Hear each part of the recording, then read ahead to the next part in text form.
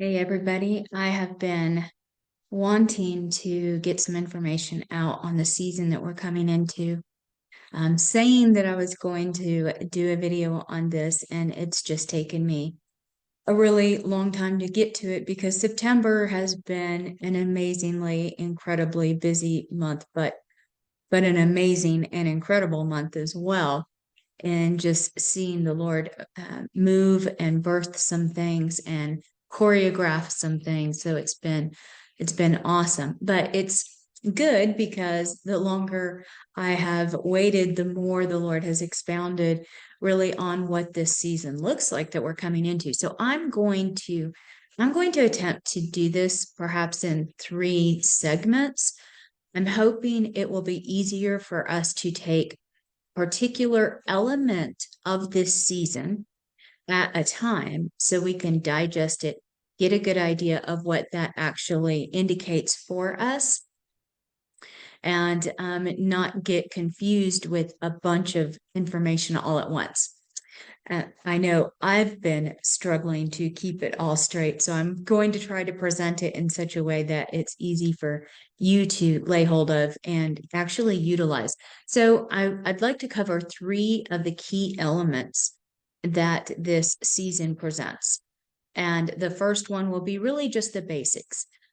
Will be the basics of what this season looks like and what we're coming into. And much of it will be things you've probably heard from other voices. So it's going to be, in many ways, a synopsis. But also on this particular first video, I want to also look at how do we apply that information, right? So we'll do that in this first video. Then secondly, I'd like to look at what the season means for the, say, global political sphere, not just America, but really the nations and what is going on in the nations at this time.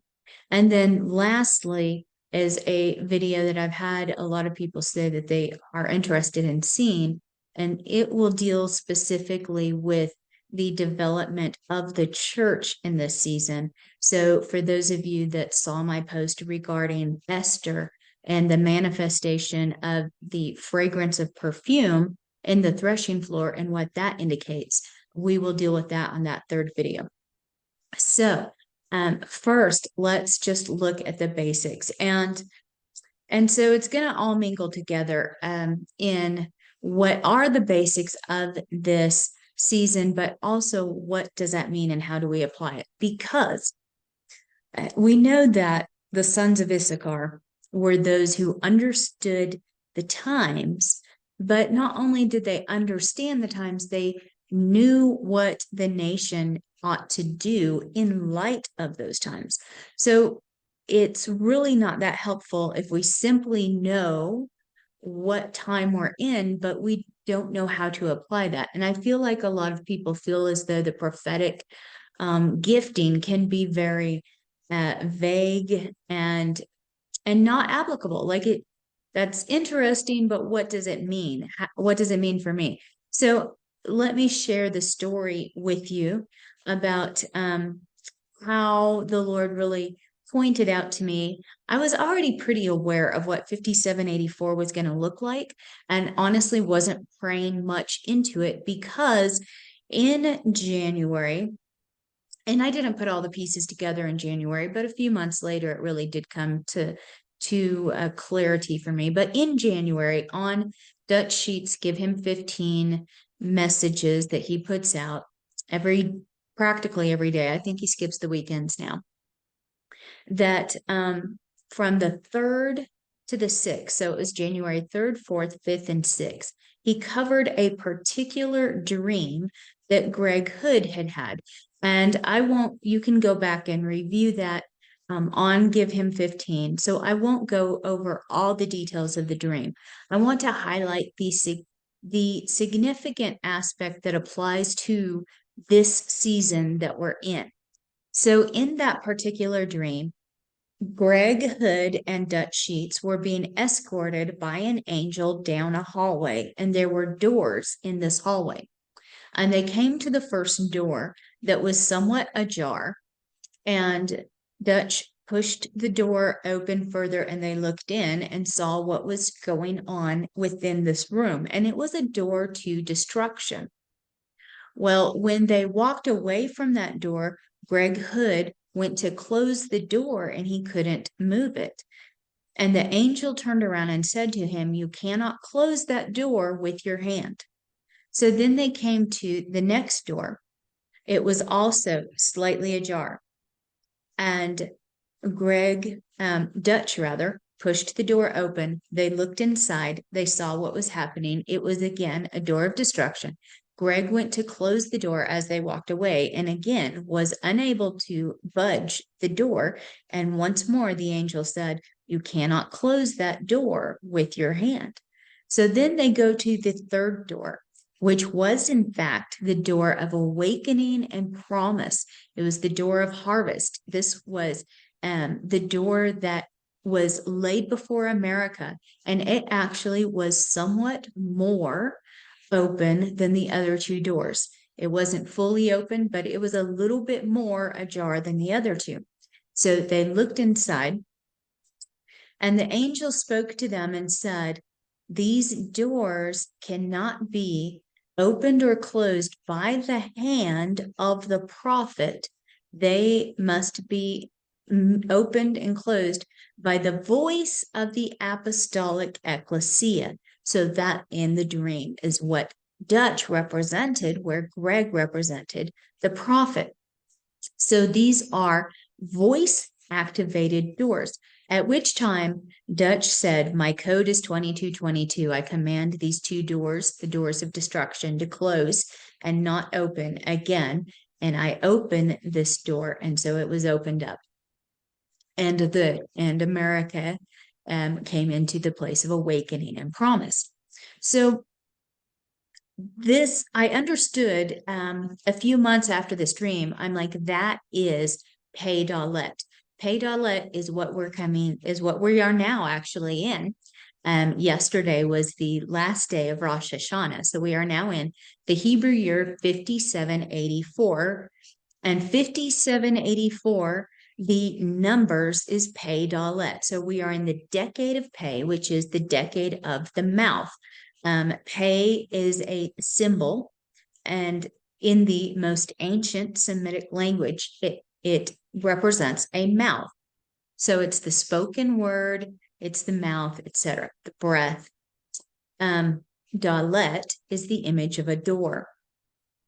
So we know that this is a voice activated door. So yeah, it's the year of the door. You've probably heard that spoken a lot, but we operate this door by our words.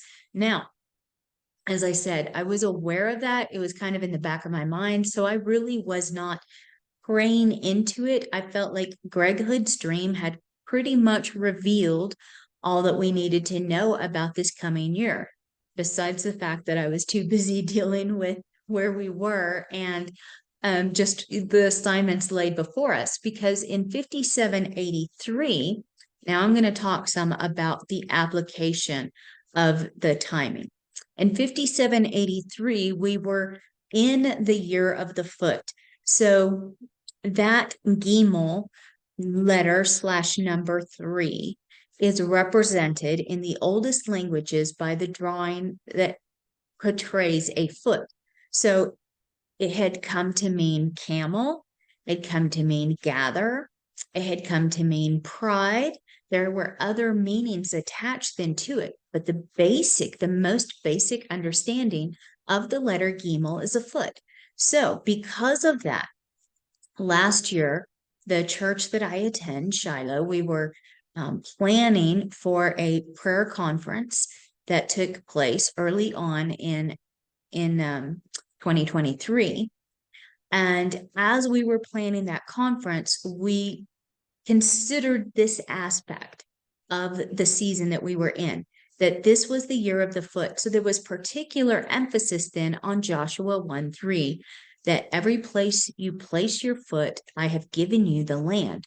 And we knew that we needed to emphasize prayer walking in our prayer conference. And I was bringing that to the table, and it was a bit difficult for me to highlight something like prayer walking, because in the prayer movement, that was one of the most fundamental, foundational teachings of prayer. And it just seemed so elementary for me to say, we really need to teach on prayer walking. But earlier last fall, I believe, the fall prior to that, I had been at a conference in Atlanta, and Cindy Jacobs was speaking. And Cindy Jacobs said that the Lord was saying to go back and teach the first things. And I felt like that was my permission to say, well, actually, this really is relevant right now in this year of the foot, that God truly is emphasizing Joshua 1:3, and we need to teach the people on prayer walking. Plus, I came to the realization that although it was very elementary for many of us, we have not been teaching on it. So anyone who's just coming into the prayer movement or has come into the prayer movement, I would say even in the last 10 years, really hadn't heard much about prayer walking. So because of that, we focused on that, and our prayer conference then, actually, we went out and laid feet on the ground at different locations and prayed on those locations, such as schools and the city government and businesses. We put feet on the ground during the conference when we went out to pray. So there was true instruction of, this is what this looks like, to stand on the ground, and from that place to do our warfare. So here's the synopsis then. 5783, our primary mode of warfare was prayer walking in that time period. Now, or putting our feet on the ground, whatever that looks like for the prayer movement specifically, that's prayer walking. So then we were coming up into September, where locally and for our ministry and ministries we're connected with, we were doing a particular, I didn't really know what it was at first. The Lord was just stirring within us a particular area of town, because of part of our ministry was looking at ministering in that area of town. And so we were just praying into it. Because of that, we began to, with our word and worship group, to cultivate worship specifically over this part of town. So we weren't just singing known songs. We were in our worship time spontaneously singing out what we were hearing and sensing over this region. And so we knew that we had to at some point go release that worship on the ground. That is prophetic intercessory worship. Well, in the meantime, someone contacted me and said that felt like the Lord was really moving on them to organize a Jericho march, i.e. a prayer walk, right, in that same area of town.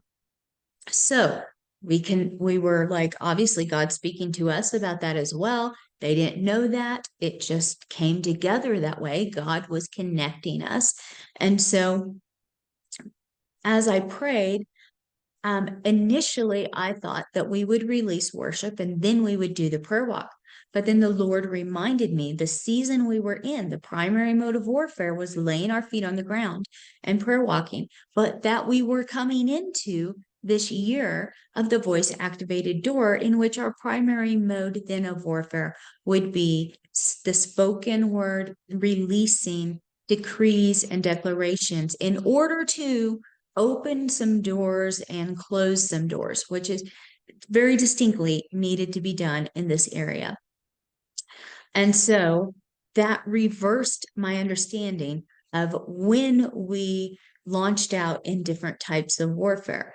So that's knowing the times and how to apply those times. So we're going to war in a certain way during certain seasons. Now, just to expound somewhat on how this continued to come together, we found out about a church that was also having a revival in that area of town. They were specifically doing it outside, and their primary purpose then was outreach and evangelism. And so we connected with them, are partnering with them to assist them then in that revival. And as I looked into it and was praying over this, one of our team members had had a dream, and their dream specifically pointed me not only to the Exodus journey, because it was about being in a mobile tent-like structure, but it really pointed me to look into the Feast of Tabernacles. And as I did so, I checked to see when the Feast of Tabernacles was occurring this year. And that, which, by the way, the Feast of Tabernacles, if you don't know, is the harvest festival. It also commemorates the Exodus journey. That's why they are in tents or tabernacles or booths during the Feast of Tabernacles, is to celebrate and remember the journey that Israel had taken through the desert before they actually came into the promised land. But it's the harvest festival. So they're celebrating the harvest. And that happens September 29th. This revival that this church had already planned is the second day, the 7-day feast. It's the second day of the Feast of Tabernacles when the harvest is to be brought in. So God had divinely orchestrated all of that. And that church was not aware of that. We were, just trying to move forward with the assignments we'd been given, but the Lord pointed out, you have to do it in this order because these are the times and the seasons that we are in. So that is one of the ways that the Issachar anointing helps not only to understand the times, but to know what we ought to do in light of those times. So that is what the season, the basics of the season that we're in, is a time when the doors, but those, and by the way, those are spiritual doors that have manifestation in the natural realm. And those doors are controlled by our voice, by our decrees, by our declarations. Now, I'm hoping, I believe that Angela Amir and myself, she is the apostolic head of Firehouse Oregon in Grants Pass, that we will be able to do a Zoom in the near future discussing some of the implications of this season of the voice activated door. As we've been praying together about it, she has received some very strong warnings from the Lord about what this season holds, because when we are coming into a new season, say we're in winter time, well, it's not just winter time for the Christians, it's winter for everybody. We all experience the same season.